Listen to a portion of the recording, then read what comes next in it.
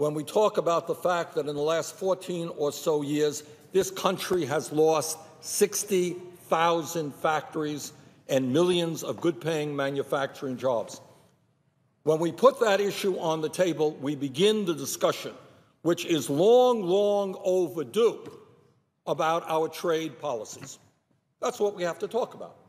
And the truth of the matter is, from Republican leadership in the White House, the Democratic leadership in the White House, there has been support for a number of trade policies which, when you look at the cold facts, have failed.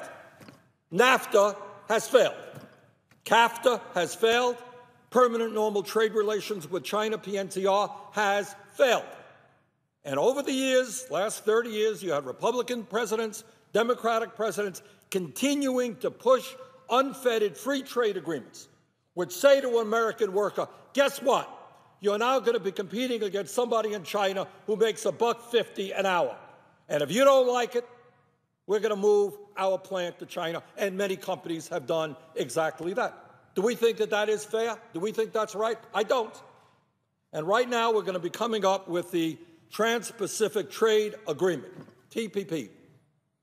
And, Madam President, let me, without going into great detail at this point, tell you I have very, very, very serious problems with that agreement, both in terms of the process.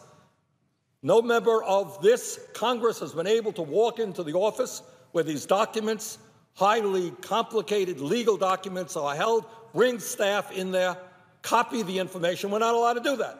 But we're supposed to vote on a fast-track agreement to give the president the authority to negotiate that agreement. Doesn't make a lot of sense to me. So I would hope that we use the TPP as an opportunity to rethink our trade agreements. Trade is a good thing, but American workers should not suffer from unfettered free trade. Trade should be used to benefit the middle class and working families of this country, and not just the multinational corporations.